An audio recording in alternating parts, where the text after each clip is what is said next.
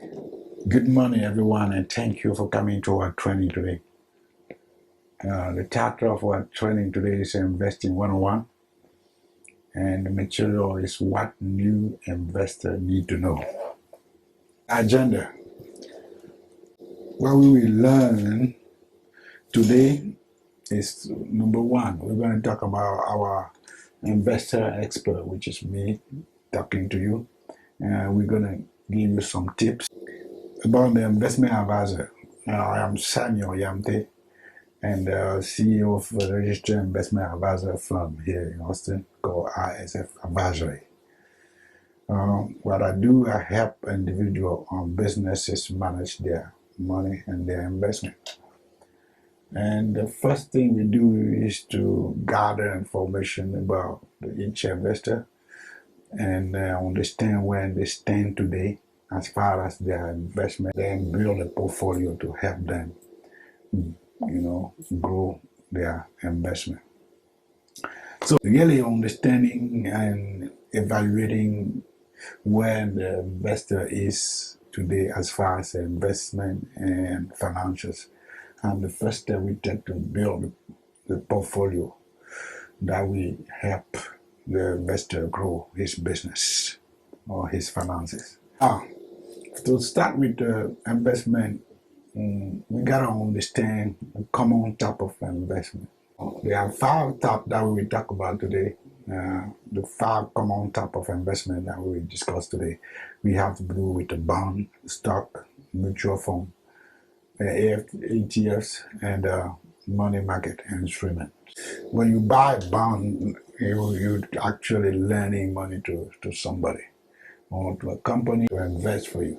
And the investment, our expectation is going to be some interest or some dividend, or both. You can also get interest and dividends.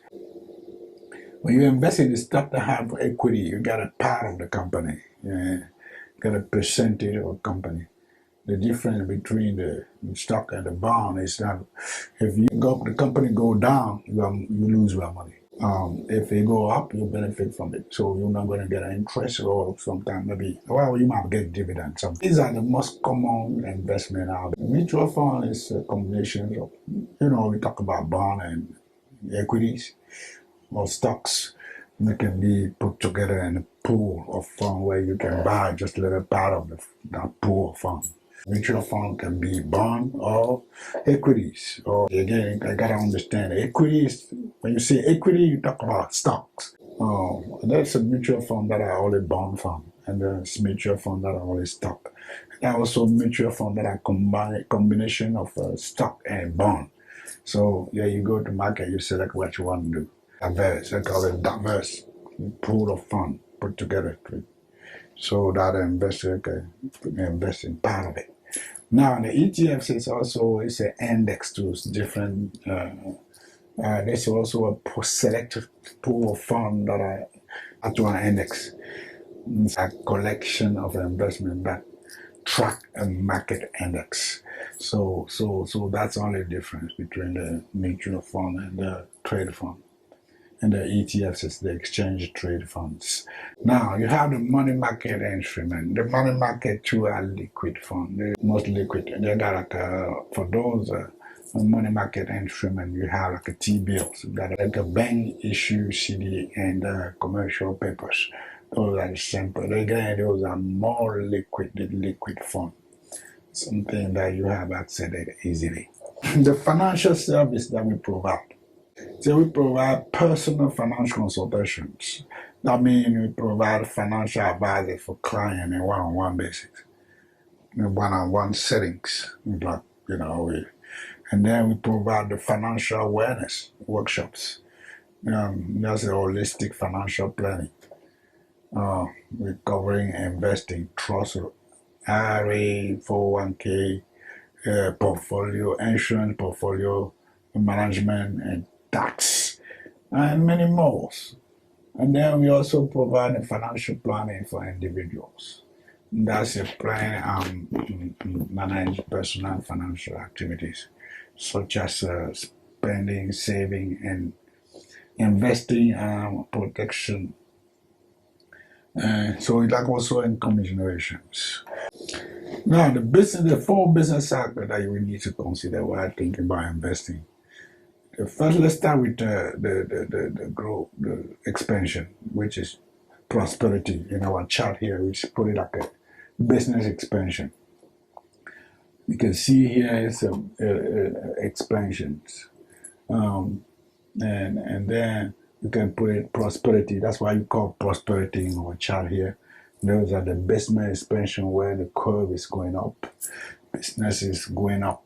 And then when you go to expansion, and then you come to circle that called on the top of the growth, you can see the peak. You grow and there's no more growth again. That circle there, that position, the business conditions called peak. And now you stay in the peak for a while, and then the business start going to a different circle, which is a recession. Go to that circle, which is a recession. And when the recession now is two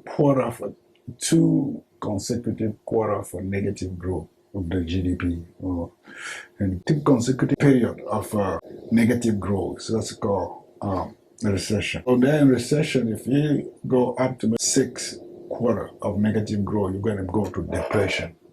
That's a long-lasting recession. So when you go to that, or maybe to the bottom of this recession, if you go before the 6, the circle is going to go to true.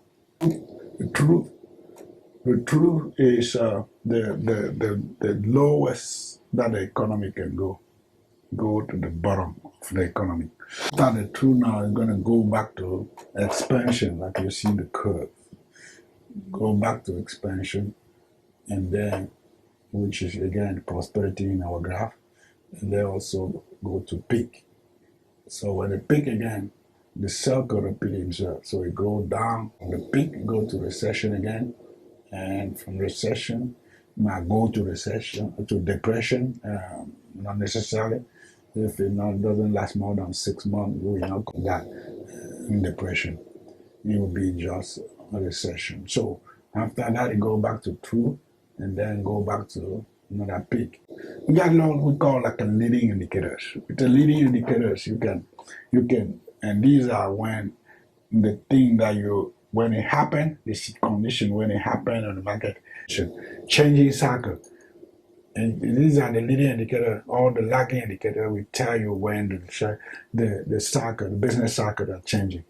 And the leading indicator tell you that, okay, we're leaving maybe the expansion period to peak. Maybe we're at the peak, we see that, okay, we live in leading indicator, we get into the depression. If based on the leading indicator, when we have less order for consumer good, we got less building permit, we need contract, we got contract for order and order for equipment. If we have less, that means we go to recession. We get more expansion. Those are the different times. The lagging one is the average duration for unemployment. So the employment come when at the recession.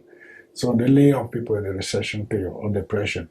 Now, how long people stay unemployed, we tell us that, yeah, we're going to the true, or we getting back to expansion. So these are the things that I thought maybe we're gonna go over and make sure that you understand the leading indicator and the lagging indicator for changing cycle, business cycles. So what we really want a new investor to remember the 50-30-20 rules. So what that means is that half of what you earn should go to your need. The need is the thing that you cannot live without. Let's say you are like a food. You're gonna schedule those 50%. And part of it going to your food. You're gonna do your transportation. You see, you need them, and those are the need. But 50% of your earnings should go to your need. Then 30% of your earnings should go to your want. Those the want are the thing that you really don't have to have. That you can live without. But that can be involving like something like going to vacation, go to movies, and go buy a better car, to movie, something like that. Those are what you call the wants. Now, then after that, you need to also consider investing 20% of your earning to saving and investment. The kind of category of the thing you might want to do with it and save that money, you can put in your retirement saving. You can setting money aside for your kids' schooling, for the 529 college saving plan. You can add it to 401k, or you can just pay debt. Those are the rule 50, 30, 20. And again, it's the recommendation.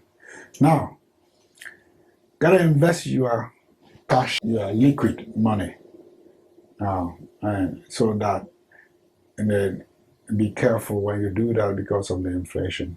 We reduce the earning power of your money, your liquid. Yeah. So what happened when the inflation rate exceeded the interest earning your money? That dilute your, so you buy less with your money when the inflation go high. What it means is that while you used to buy like a dollar, you will need like $1.20 or $1.50 now to buy it. So that's why I count considering the inflation. When you save your money, the liquid money in the bank, if the rate of the inflation is kind of higher than the rate that you're receiving for the money, you're losing money. So that's why in time of investing, you gotta consider what to do with your liquid in the time of investment and investing. When you want to invest, you want to make sure you consider the inflation rate, and then it's in your selection of the investment, because the cash money will tend to be very bad for inflationary period, whereas the stock, quality stock, good to be invested in when there is inflation. So gotta take into account that. So the way you do here now, you can make sure that you talk to your advisor then to work the detail of your portfolio in the inflationary situation. Yeah, because this can impact also your ability to save money and inflation. Now we drive the cost of living higher. So it's just going to reduce your buying power, your purchasing power. And so you gotta be careful with your living standard in the inflation income, because it will reduce your lifestyle. Knowing your risk profile is very important for the new investor. You gotta know your risk profile. And now we're considering yourself as a conservative, moderate, or aggressive investor. Now, I'm talking about the conservative investor is somebody who really doesn't want to risk much, doesn't want to take a risk that can compromise their liquid asset. So they don't want to lose money. Yeah, then the lack of liquidity always out of their investment plan. So beginner investor really want to they'll try to avoid risk, which is not necessarily recommended by an investment advisor.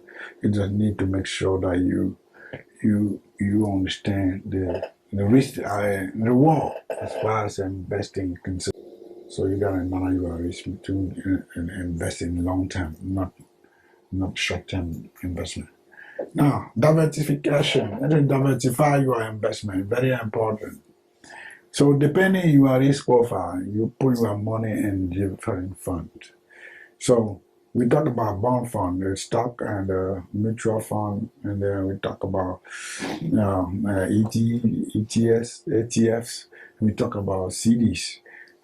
So that's why you want to diversify your money. You want to put your money in different portfolios, mixed portfolios. So that, we define this profile and the way of thinking, acting when making an investment. And so you mix your portfolio with a bond, with a stock, in a mutual fund, get a real estate, and a CDs. That's why I talk about investing, diversifying your investment.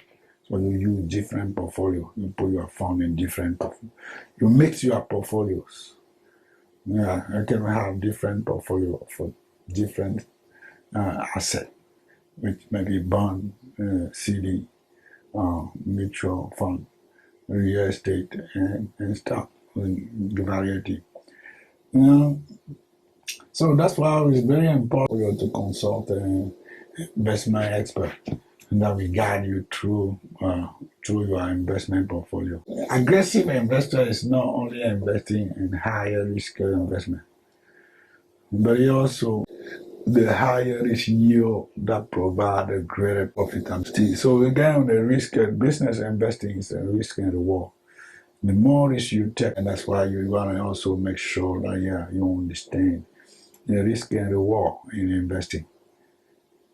You invest based on your risk tolerance. We talked about risk tolerance in the past. Now, the key in investing is that you gotta keep investing. You want to think of investing in long term, because in investing regularly may really pay off all the time.